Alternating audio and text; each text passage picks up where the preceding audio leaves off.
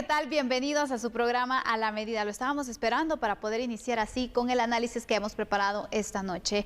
Estamos listos con Julio Talamonti para poder abordar esas problemáticas de país. ¿Cómo está, Julio? Buenas noches. Sandy, muy buenas noches, muchas gracias. Así es, estamos listos, vaya temas, 2 horas 58 minutos para que sea el Día del Padre, no lo vaya a olvidar. Gobierno anuncia Programa Nacional de Emergencia y vaya, si no lo necesitamos ante la crisis económica particularmente. Aumento de positividad en el COVID-19 y hablaremos también acerca de otra persona que fue aprendida el día de hoy por la compra de aquel edificio de la zona 5 del Ministerio Público. Continúa ese caso y eso es lo que estaremos analizando de orden nacional. Pero ¿qué pasa en el mundo? Andrés Estrada nos estará dando el detalle de la información internacional. ¿Cómo estás, Andrés? Buenas noches. Buenas noches, Andrés. ¿Qué tal? Feliz noche, Sandy y Julio. Mucha información que surge a nivel internacional, específicamente en Ucrania. 4 líderes europeos visitaron Kiev, la capital ucraniana, en medio de la guerra. Entre ellos, el presidente de Francia, el primer ministro de Italia, el canciller alemán. También en Estados Unidos continúa ese debate, esa investigación, las audiencias sobre lo que pasó con Donald Trump el 6 de enero y su intento de cambiar los resultados de las elecciones de 2020. Todo esto lo hablaremos en tan solo unos minutos acá en A la Medida. Y a continuación, los titulares de este programa. Gobierno presenta el Programa Nacional de Emergencia Conflicto Rusia-Ucrania. Se reforzarán acciones para mitigar el impacto negativo en la economía. Aumenta positividad de COVID-19. Autoridades del Ministerio de Salud consideran que el aumento de casos se debe a la nueva subvariante de Omicron. Capturado. Hombre es vinculado a la compra de un edificio sobrevalorado del Ministerio Público en la zona 5 capitalina. Día Internacional de las Remesas. Expertos señalan que los envíos durante este 2022 superarán lo proyectado por el Vanguard. Detenidos en la frontera. Autoridades del gobierno estadounidense revelaron la cantidad de migrantes detenidos en el país del norte. Enfrentarán juicio exgerente del INDE y exministra señalados en el caso penal Amperios, un negocio deslumbrante.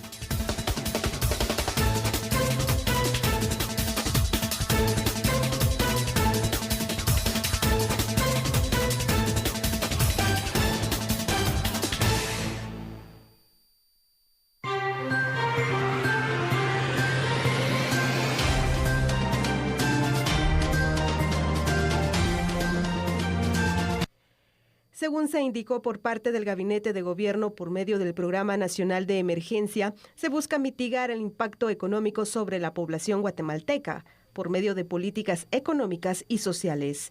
El presidente Alejandro Yamatei amplió detalles. La economía guatemalteca ha mostrado resiliencia, pero comenzamos a resentir, como todo el mundo, la prolongación del conflicto armado entre Rusia y Ucrania. Habrá, sin duda alguna, un menor crecimiento económico mundial, como ya está previsto, en especial en los Estados Unidos, lo que reducirá la inversión extranjera directa proveniente de esa fuente y posiblemente se vean afectadas las remesas familiares. Por ello, hemos estado trabajando en un comité de crisis que se creó y principió a impulsar medidas anticrisis hace aproximadamente 8 semanas. Se trata de iniciativas de política fiscal, protección social y políticas sectoriales, política monetaria, cambiaria, crediticia y financiera, cooperación internacional y otras acciones inmediatas, es decir, medidas de corto y mediano plazo. Nosotros tenemos capacidad de respuesta. Quiero decirles que hace aproximadamente 8 semanas se le trasladó 100 millones de quetzales al Programa Mundial de Alimentos, granos básicos que estarían ingresando en el mes de octubre.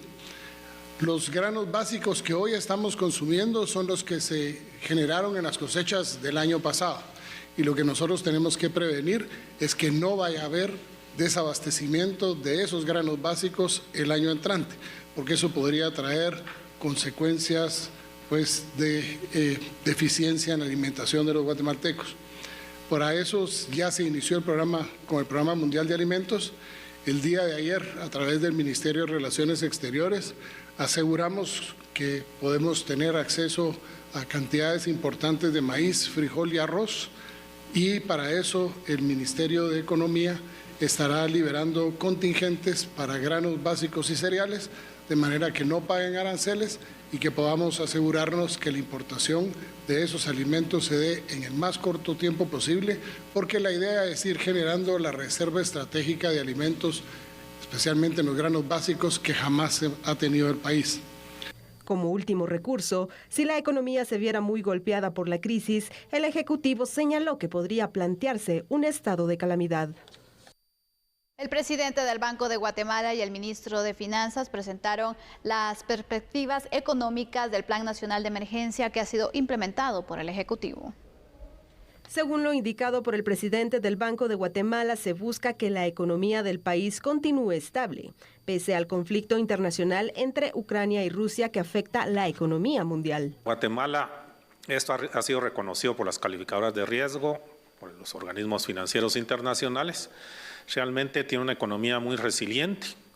Hemos sido capaces de afrontar exitosamente choques especialmente externos, léase la pandemia que aún está vigente, en donde Guatemala, gracias a la respuesta tanto de política económica como de política sanitaria, realmente fue uno de los países que salimos menos afectados de la misma, con un crecimiento o una caída en el crecimiento de únicamente 1.8%, el segundo mejor comportamiento de América Latina y quizá del mundo. El principal impacto que se ha visto es un aumento exorbitante en el precio del petróleo, sus derivados obviamente, y también un aumento en el precio de los alimentos que se ha trasladado a la inflación mundial. En Estados Unidos se acaba de dar recientemente el último dato, 8.6, es una inflación que no se había visto en 40 años. Lo mismo en Europa, en otras economías avanzadas, en Latinoamérica y dentro de ello, pues Guatemala, una inflación de 5.82 que se aceleró, sigue siendo uno de los países mejor comportados. Para impulsar los programas que ya han sido implementados, se ha utilizado saldos de caja del año anterior. Al respecto, la cartera del Tesoro brindó detalles. Para hablar brevemente, los saldos de caja, ahora vemos el beneficio de haber tenido saldos de caja. El hecho de haber tenido saldos de caja generados por la buena recaudación del año anterior nos ha permitido poder afrontar estos apoyos temporales, como se dijo anteriormente, al combustible, energía eléctrica, los estipendios que se han dado inclusive en sectores más vulnerables del sector agrícola y no hemos tenido que tocar el presupuesto. ¿Qué quiere decir? Que los indicadores originales del presupuesto siguen vigentes. Bueno, la historia de la humanidad, Sandy, televidentes, nos hace ver que no aprendemos de ciertas situaciones y que es cíclica y también repetitiva. Allá en el año de 1929, cuando estaba en medio el mundo de la Primera Guerra Mundial y de la Segunda Guerra Mundial, Estados Unidos desató lo que se llamó precisamente una crisis económica mundial, que fue la Gran Recesión y que afectó a todo el mundo. Y ahora no solo es el COVID-19, ahora estamos hablando de esa guerra entre Rusia y Ucrania que está desatando nuevamente otra crisis económica global que viene, digamos, a impactar fuertemente economías de todo el mundo, pero sobre todo en países pequeños como el nuestro, porque dígame usted si no, y Sandy, esto es así, cada producto que consumimos de alguna manera es transportado y en ese transporte entra todos los derivados del petróleo como los combustibles y las gasolinas, el diésel, etcétera, los lubricantes, y es ahí donde estamos realmente llegando a un nivel en el cual ya no se puede en la economía nacional. Exactamente, Julio. La verdad es de que es importante que dentro de este plan de emergencia se considere el tema del petróleo, ¿no? Sí, que se pueda tener como una prioridad, porque vemos que si bien varios productos se ven afectados, si bien lo que se busca es evitar que se dé desabastecimiento, porque ya de hecho hay alertas en algunos países por esta situación de desabastecimiento de productos y granos básicos. De hecho, organizaciones internacionales han hecho la advertencia, ¿no?, de lo que pueda pasar derivado de este conflicto entre Rusia y Ucrania. Y es que podemos pensar tan lejos que estamos de estos países, ¿no? Pero la verdad que la economía global se ve pues seriamente afectada, nos impacta a nosotros de forma indirecta en nuestra economía, y ya hemos empezado a ver distintas situaciones que nos han perjudicado. El tema del combustible es uno de ellos, así que es bueno, la verdad, que se pueda ir previendo lo que pueda pasar con los alimentos, los granos básicos, como ya lo indicaban. Bueno, estamos actualmente con reservas, pero ¿qué va a pasar en los próximos días, en los próximos meses? Hay que prepararnos también. Y el tema del petróleo es importante, repito, que se pueda considerar. Aquí lo hemos planteado, ¿no? El hecho de no solamente tomar un subsidio, sino ver otras alternativas que puedan funcionar para paliar la situación que se está viviendo. Así es, y vamos a concretizar más esta información, Sandy, a través de datos que hemos preparado para usted acá en A la Medida. Y es importante que, por favor, reflexionemos sobre ellos. El gobierno de Guatemala presentó el Programa Nacional de Emergencia ante el conflicto Rusia-Ucrania. Esto con el objetivo de contrarrestar los efectos económicos que se derivan ya de la guerra. Autoridades destacan que pese a la crisis económica causada por la pandemia, se ha logrado mantener una macroeconomía que ellos definen como sólida. Bueno, habrá que ver qué tal el tema de la microeconomía, lo individual. Sin embargo, el conflicto Rusia-Ucrania ha tenido impacto en Guatemala, en especial con la inflación y, por supuesto, un impacto en el crecimiento económico. La principal consecuencia por el momento, el aumento del precio de todo, particularmente de los alimentos y de los combustibles, debido al alza del petróleo. El plan busca reducir los impactos del conflicto. Siempre más información, Sandy, sobre este tema pasa lo siguiente. La ejecución de este programa va a estar a cargo principalmente del Poder Ejecutivo y de las entidades como el Banco Central de Guatemala, que es el Banco de Guatemala. Además, participarán instituciones de sectores público-privados cuya coordinación garantizará, teóricamente al menos, la implementación eficiente y eficaz de las acciones. Con este programa se reforzarán acciones como las transferencias monetarias y de seguridad alimentaria. El plan incluye al sector privado para que colabore en la estrategia de mejorar los precios y también para acompañar la estrategia se formó un comité de crisis que analizará de manera permanente la evolución de la emergencia. Pero yo me pregunto a este punto, Sandy, si estas medidas las estamos tomando tempranamente como algo preventivo o las estamos tomando ya sobre la marcha y cuando vayan a empezar a funcionar no habrán todavía más situaciones económicas difíciles y complicadas en nuestro país como en todo el mundo. Sí, Julio, la verdad es que este plan no solamente tiene que ser emergencia, sino también tiene que ser un poco marcando entonces a la tendencia económica mundial, ¿no? Que al final podamos ver más allá y ir planteando también en este caso los escenarios más trágicos, ¿no? Así es. ¿Qué es lo que pudiera pasar? Porque no es ser pesimistas, es prever las situaciones que se puedan registrar y que al final pueden pues a causar una molestia o causar una situación complicada en nuestra economía. Entonces es importante que se pueda pensar en esta situación, Julio, porque mira, si vemos el tema de Rusia y de Ucrania, no es que veamos de verdad alguna solución pronta. Ninguna. Entonces, al contrario, esta situación podría agravarse también. Extenderse. Entonces, ¿cuál es la repercusión para nosotros?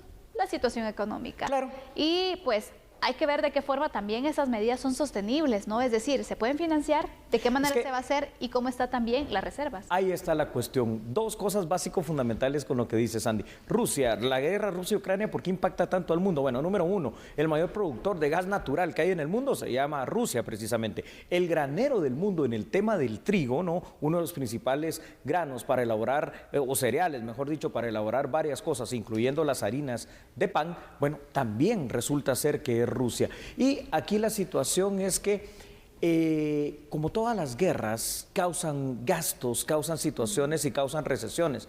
Y esta recesión viene fuertemente dada por el tema del petróleo. Aparte hay una crisis energética, aparte hay una crisis ya económica, apenas algunos como Guatemala hasta este momento, ¿no? Porque esto va a caer tratando de salir del impacto económico negativo de lo que fue el COVID-19. Vienen tiempos difíciles, muy difíciles, y por eso me recuerdo también de una historia bíblica, la de José, cuando finalmente allá en Egipto Faraón lo pone como el segundo hombre más importante y tuvo aquella situación del sueño que nadie descifraba, las vacas flacas y las vacas gordas, bueno, al revés.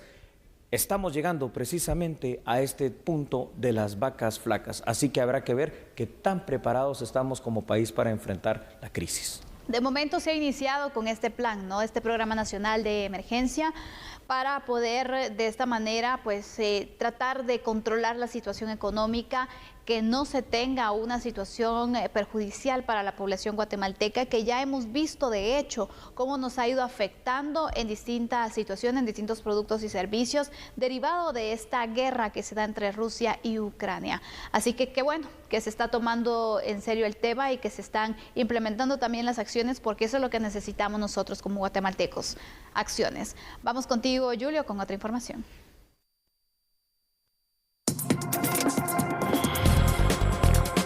Sandy, muchas gracias. Esta es una información muy importante, ¿no? Como todas, para todos los guatemaltecos. La CBP, que usted se preguntará qué es, pero por sus siglas en inglés significa la Oficina de Aduanas y Protección Fronteriza de Estados Unidos, dio a conocer en este día la cantidad de guatemaltecos que fueron detenidos en la frontera sur entre Estados Unidos y México. Así que, por favor, aquí está la ampliación de la información. De los 273.309 migrantes que llegaron a las fronteras de la nación norteamericana, 21.527 son guatemaltecos. El informe detalla que por cada 100 detenciones que realizaron uniformados, 13 eran compatriotas.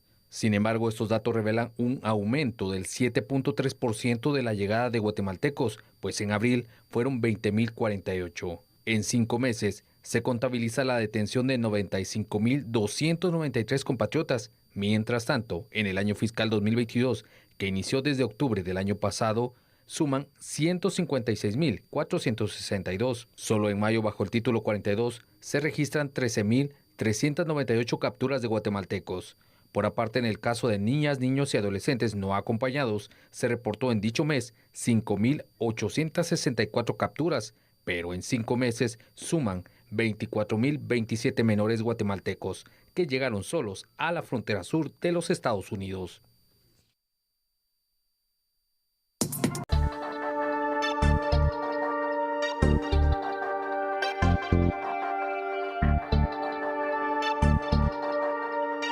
Autoridades del Ministerio de Salud y Asistencia Social brindaron detalles respecto al nuevo incremento de casos de COVID-19 que se registra en el territorio nacional, el cual está afectando a varias regiones, específicamente al área metropolitana. Además, confirmaron que existe un aumento en los ingresos a hospitales. Del 9 al 15 de junio se registraron 269 ingresos, de estos, 149 fueron en el área metropolitana. Cabe resaltar que la mayoría de pacientes hospitalizados no están vacunados. Principalmente en los últimos 7 días. Esta tendencia al aumento la hemos identificado y la hemos señalado desde finales del mes de mayo. Sin embargo, en los últimos días hemos visto importantes incrementos, siguiente por favor, de los casos positivos. Ustedes pueden ver cómo el registro de los casos en el tablero nos indica claramente cómo estamos identificando los casos positivos desde el 1 de junio hasta el 15 de junio y vemos cómo esta tendencia al aumento, iniciamos el 1 de junio con una positividad de 10%, es decir que por cada 100 casos tamizados identificábamos 10, llegamos a un máximo de registro de casos en la publicación del día 15 con datos del día 14 hasta de un 21%. Ya. El ministro de Salud, Francisco Coma, hizo un llamado de alerta a la población para que se retomen las medidas de prevención. Pero creo que es importante mencionar y lo hago con el fin de llamar a la población para que pueda acudir a los puestos de vacunación.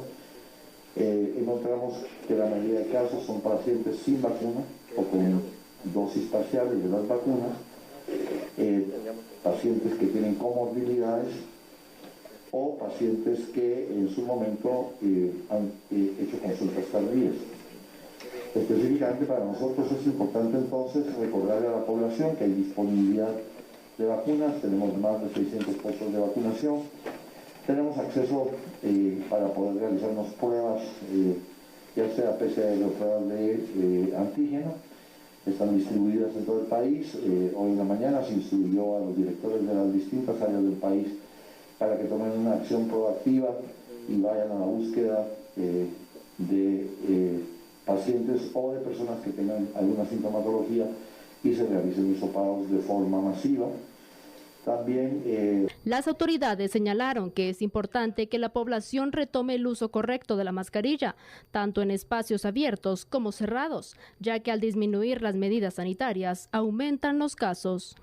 No queda duda de varias situaciones y es que, Sandy, hemos relajado las medidas contra el COVID-19. No cabe duda también lo que hemos dicho una y muchísimas veces, el COVID-19 también vino para quedarse y no nos queda ninguna duda a través de los números estadísticos que definitivamente esta nueva cepa, esta nueva variante, ¿no?, de Omicron, lo que está haciendo es precisamente contagiar a más personas. Y aunque no se percibe por la generalidad de los guatemaltecos, ahí está. Hay más personas infectadas, hay más personas en encamamiento, tenemos que cuidarnos. Sí, Julio. Algunos dicen, fue debido a las nuevas medidas que se dieron a conocer, ¿no? Bueno, puede ser. Pero... analicemos esta situación, porque mira, Julio, realmente qué tanto se dio una apertura mayor de la que ya teníamos hace meses con las nuevas disposiciones. Lo único que se cambió fue, bueno, los municipios que están en verde ya pueden dejar de utilizar las mascarillas en los espacios abiertos, ¿no? En este caso, los espacios cerrados, quienes están en alerta naranja, amarilla, roja, tienen que utilizarla también, y la roja obviamente en todo lugar, ¿no? Entonces, ¿realmente qué tanto entonces varió? El punto es qué tanto nos estamos cuidando, qué tanto se están siguiendo las recomendaciones o qué tanto nos hemos relajado. ¿Por dónde va el análisis y a quién le echamos la culpa? Y ahí voy a sumar un qué tanto, fíjate, Sandy, que también es bien importante. ¿Qué tanto realmente se ha adquirido la responsabilidad, en primer lugar, individual y ciudadana, de vacunarse? ¿Qué tanto se ha hecho el esfuerzo, no solo por las autoridades de salud, sino que por las propias autoridades de los distintos municipios para hacer esas jornadas masivas de vacunación y salir, pues, eso, sobre todo esos municipios que están en color rojo, en color naranja, y tener, digamos, una mejor protección y un mejor panorama en este sentido? Y bueno, parece ser que también en eso estamos fallando, tanto en lo institucional como en lo individual. Así es, Julio.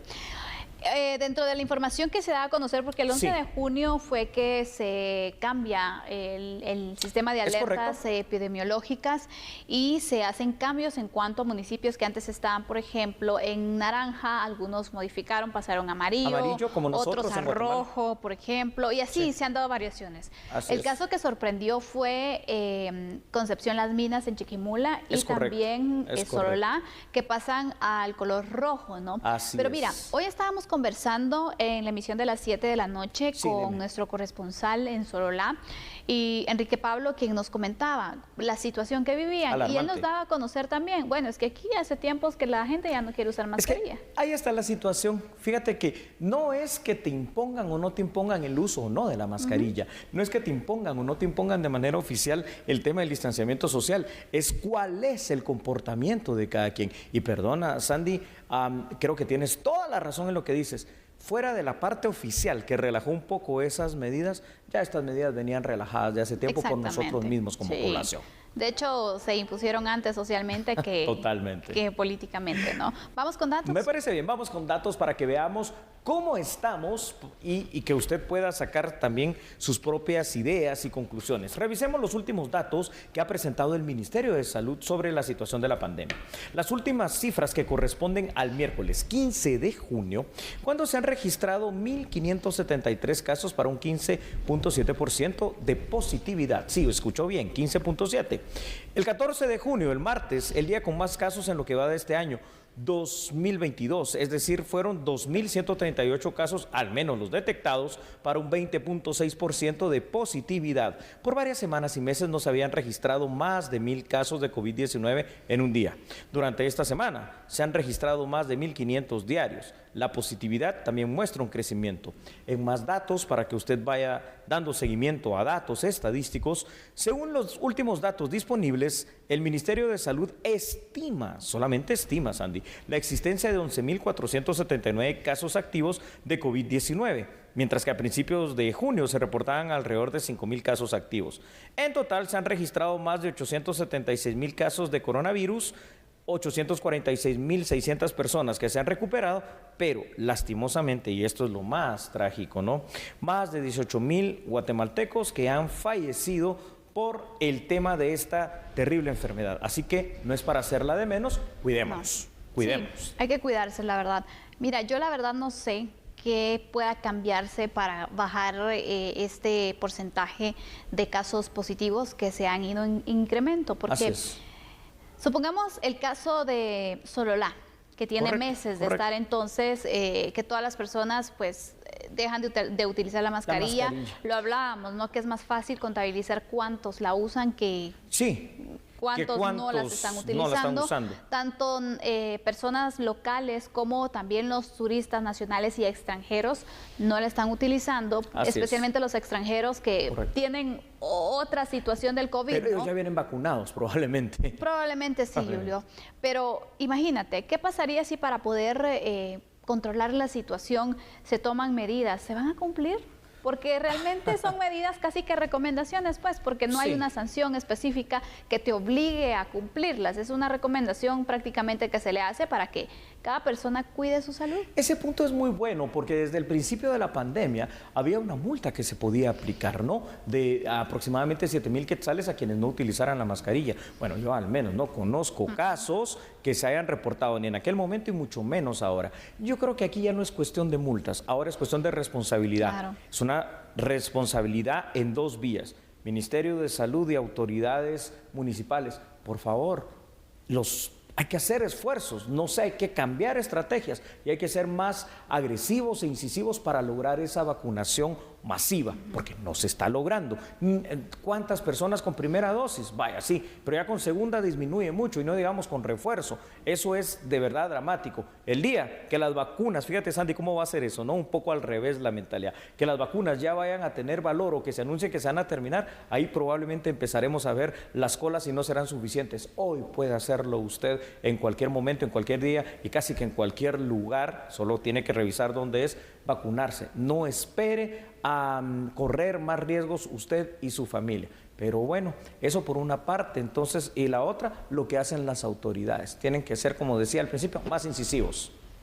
Así es, sin duda alguna, esta situación nos debe preocupar. Tenemos que analizar nosotros qué estamos haciendo bien, qué estamos haciendo mal y poder cuidarnos. Pero sobre todo, mi llamado es a que se vacunen, que se puedan proteger, que puedan cuidarse de esta manera, porque los porcentajes de vacunación todavía van muy bajos, no digamos solamente del esquema completo, sino al final de personas que ya ni siquiera quieren reforzar la vacunación. Entonces, ese es el llamado para que aproveche que la vacunación es gratuita, que hay en varios puntos del país también, así que vaya, vacúnese y cuídese. No se diga más, el COVID-19 sigue aquí en Guatemala como en todo el mundo. Lo que nos queda es pues protegernos, que ya es una responsabilidad personal y de verdad, por favor, por usted, por su familia, por lo más valioso que tiene, vacúnese. Es la forma mejor en que se protege usted y nos protege a todos. Vamos a continuar entonces en A la Medida con más información. Por favor, contigo, Sandy.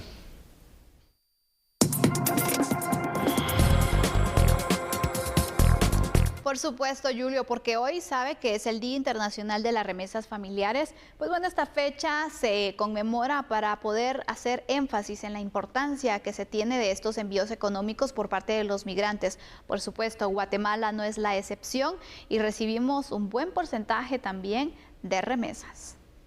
A nivel latinoamericano ocupamos el segundo lugar en la recepción de remesas, únicamente superados por México. Expertos económicos consideran que el ritmo de envío superará los más de 17.500 millones de dólares que proyecta el Banco de Guatemala para este año.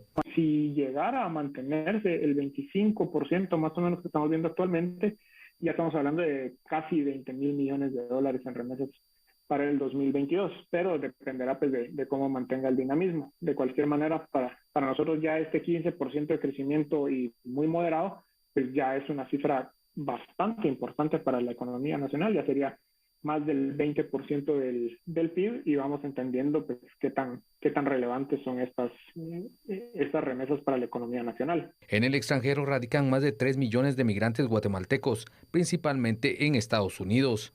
Estudios de OIM detallan que en Guatemala más de 6.2 millones de personas se benefician de las remesas y que en promedio reciben de $200 a $300 mensuales.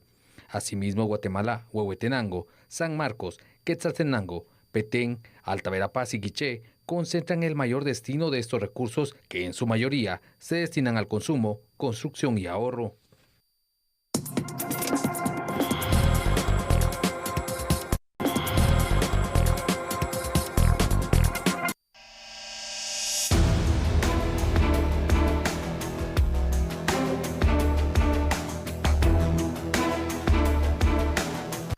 El Ministerio Público y la Policía Nacional Civil informaron que este 16 de junio se ejecutó 2 órdenes de captura vigentes en contra de William Valls Gallardo.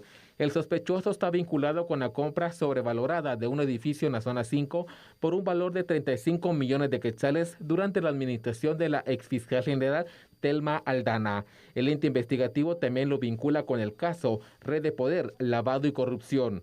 El sindicado fue consignado en el Juzgado Segundo Penal y Juzgado de Mayor Riesgo D. Dichas judicaturas conocerán los 2 procesos penales que tiene abierto en el sistema de justicia. Según el MP, el detenido tiene orden de aprehensión vigente por fraude y defraudación tributaria en la primera carpeta judicial y por asociación ilícita, lavado de dinero y otros activos y defraudación tributaria en el segundo caso. En ambas judicaturas se le dio a conocer el motivo de su detención y se ordenó su ingreso a una cárcel del sistema penitenciario. En los próximos días será citado junto a su abogado defensor de confianza para resolver su situación legal en audiencia de primera declaración. Bueno, y es que sigue dando de qué hablar y ojalá esto vaya desentrampando, ¿verdad, Sandy? Ese caso ya tan conocido de la compra anómala que hubo en ese edificio, que por cierto pasaba la semana pasada por esos alrededores y está completamente vacío, inhabilitado y por supuesto deteriorándose, y que costó nada más y nada menos que 35 millones de quetzales que salieron de los bolsillos de nosotros los guatemaltecos para que no se utilice, más 4 millones, por lo menos 4, si no es que más, que se utilizaron para la remoción de un edificio nuevo que nadie entiende. Y aquí una persona más pues es aprendida por este caso. Yo aquí tengo 2 puntos, Julio, uno positivo y uno negativo. Sí. El negativo es que han pasado tantos años y de verdad no se logra esclarecer si son culpables o son inocentes, porque es malo, hay que también respetar el principio de presunción de inocencia. Y el bueno es que, bueno, no se olvidan del caso, ya lograron una captura. Ahora veremos qué celeridad se le da también a este caso. O vamos a pasar entonces con la duda de qué fue lo que sucedió, si fue o no sobrevalorado este edificio, si hay personas que tuvieron entonces la intención de aprovecharse de estos recursos del Estado. Claro. ¿Qué pasó? Son tantas preguntas que tenemos y pocas respuestas. ¿Sabes por qué te digo difícil? Porque al final de cuentas también aquí hay una persona que está vinculada y que tiene pues ya varias órdenes de captura, pero específicamente vinculada a este caso. Me refiero a la exfiscal general Telma Aldana, ¿no? Y va a ser muy improbable, como vemos el panorama, que ella se presente ante la justicia para poder esclarecer su propia situación jurídica. Y esto definitivamente lo que hace es entrampar los casos. Así que es un caso que data ya de hace al menos 3 años y que creo, lamentablemente, considerando cómo se manejan a veces las cosas en el sistema de justicia, va para largo. ¿Qué te parece si vamos marcando unos datos con unos antecedentes también para poder conocer y recordar sobre todo este caso? Crear el contexto necesario para que todos lo tengamos presente. Claro que sí. Mientras usted va a las imágenes, le vamos a recordar que en el año 2017, este edificio que estamos haciendo referencia en la zona 5 fue adquirido en la administración del exfiscal general Telma Aldana. Costó 35 millones de quetzales, el cual se estima que es un edificio, para empezar, sobrevalorado. Sandy, desde la compra del inmueble en cuestión, el Ministerio Público no ha utilizado de ninguna manera esas instalaciones, pese a que también invirtieron, como ya les dijimos, 4 millones para poder readecuarlo, que es lo que no entiendo, no readecuar un edificio nuevo. Bueno, hay que adicionar que parte de la investigación penal en este caso se encuentra la argumentación de las irregularidades especificadas en un informe que presentó la Contraloría General de Cuentas. Y es que en el año 2020 el contrato de compra del edificio fue literalmente declarado lesivo por la Procuraduría General de la Nación.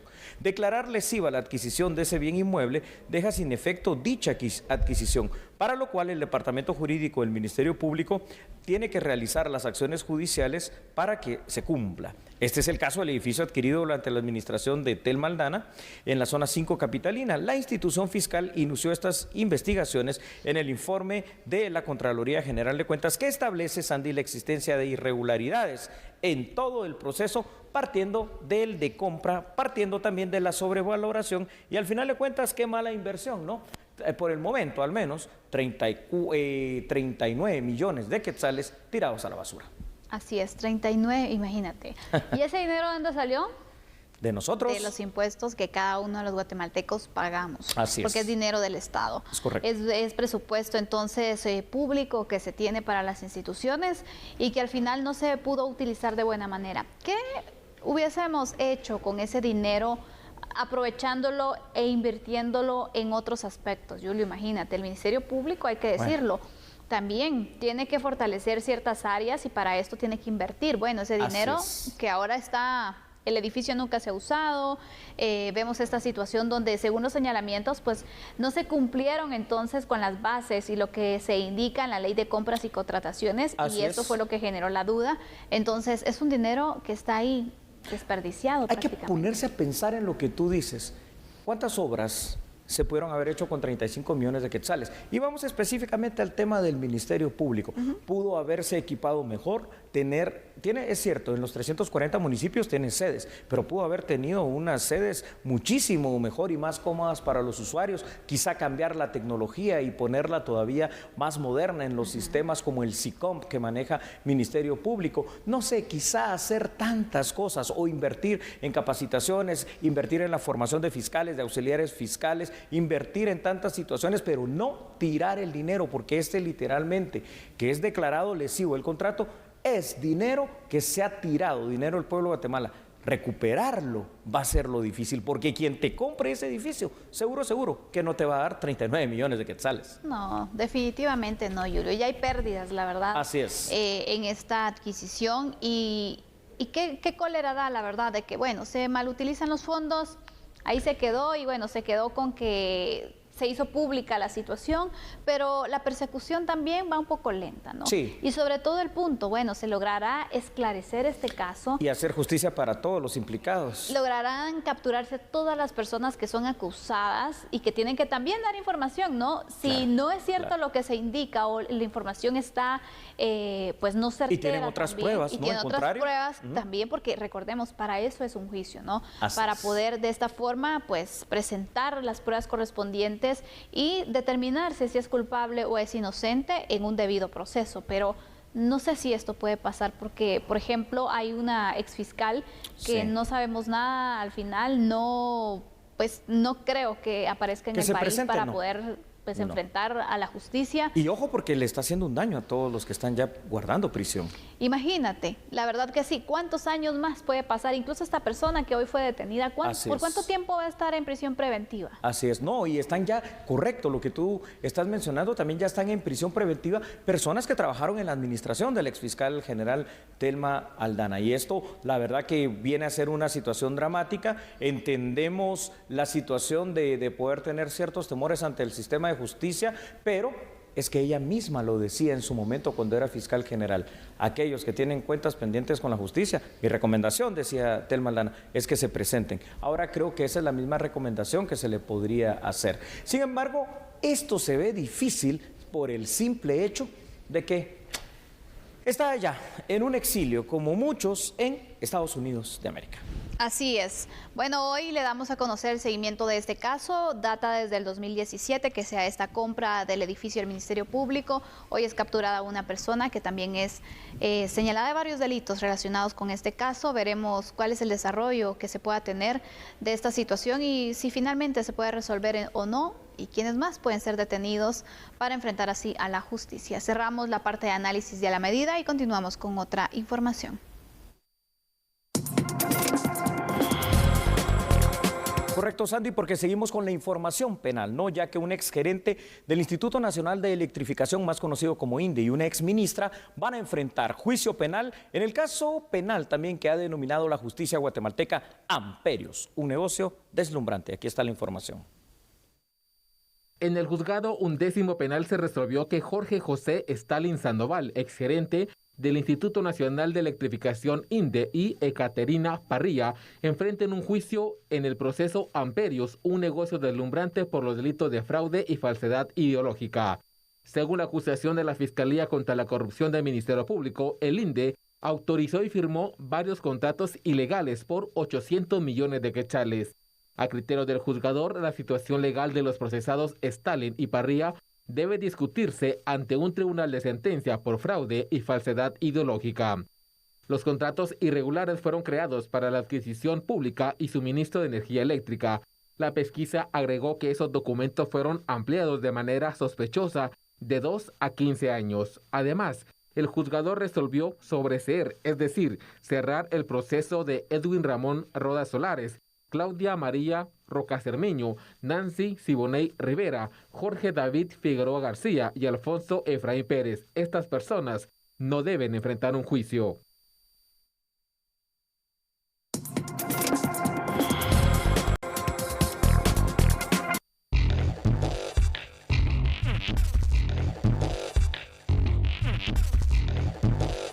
Acá en A la Medida iniciamos hablando sobre lo que está pasando en Estados Unidos, porque continúan las audiencias de este panel investigador de la Cámara de Representantes de los Estados Unidos, que está investigando todo lo que ocurrió alrededor del 6 de enero del 2021, cuando ocurrió lo que se ha llamado como el ataque al Capitolio o la insurrección al Capitolio, en el cual los simpatizantes del expresidente Donald Trump fueron al Capitolio para presionar porque se cambiaran los resultados de la elección de 2020, en la cual resultó ganador el actual presidente Joe Biden.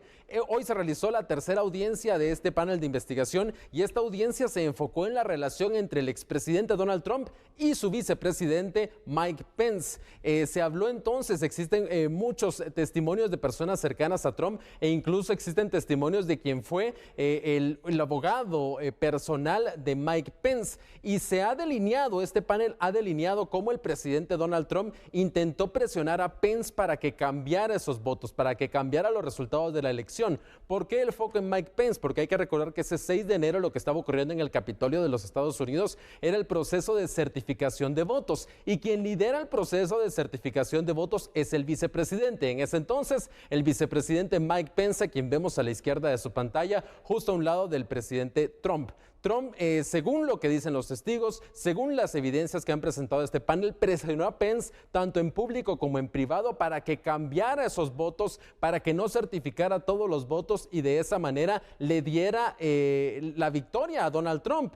A pesar de los resultados, básicamente lo que Trump le pidió a Pence es cambiar los votos para que Trump ganara esas elecciones, y también se habló mucho sobre la seguridad de Pence, porque durante todo este ataque al Capitolio, aquellas personas que estaban entrando al Capitolio con muchas armas, con esa violencia, estuvieron a tan solo 12 metros de poder llegar a Mike Pence, así que estuvieron cerca de quien fue vicepresidente en ese entonces, y su vida, según los testigos los testimonios que se daban, estuvo en riesgo en esos momentos. Y el foco también está en Trump, porque Trump públicamente, mientras todo eso estaba ocurriendo, mientras Pence estaba en riesgo y estaba cerca de las personas que estaban ingresando al Capitolio, Trump seguía atacando a Pence tanto en redes sociales como en un evento que se realizó previo a este ataque al Capitolio. Así que este es el foco que se ha dado. Aún faltan 4 audiencias más para ver qué más evidencias, qué más detalles surgen alrededor de todo lo que está pasando, pero realmente es algo en lo que hay que mantener el foco. Y claro, acá en A la Medida y en TN23 vamos a mantener el foco de qué es lo que está ocurriendo con esta investigación y si finalmente será acusado el expresidente Donald Trump de algún tipo de crimen o algún tipo de señalamiento. Habrá que esperar para ver si pasa eso.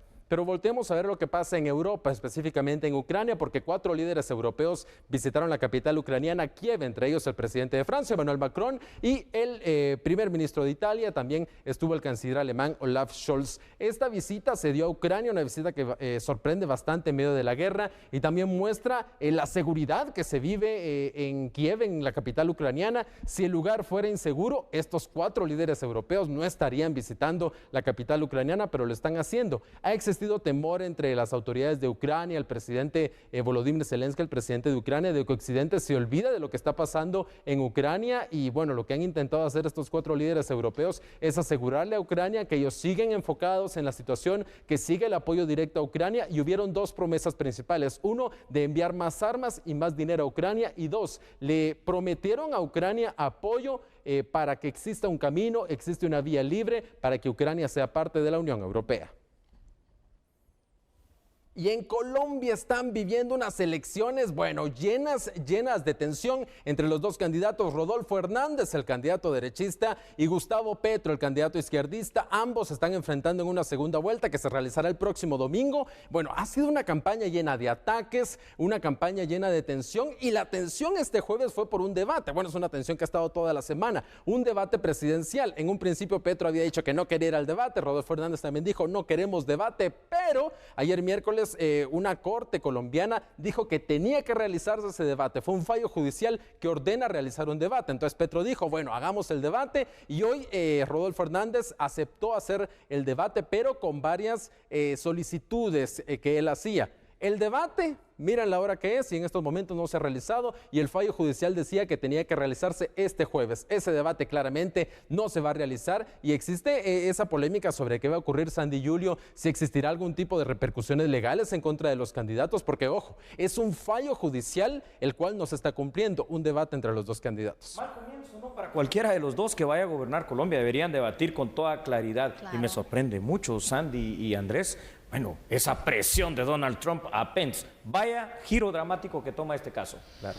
Bueno, así le hemos informado de lo que pasa en nuestro país y en el mundo. Nos despedimos. Hasta mañana. Hasta mañana. Chao. Hasta la próxima.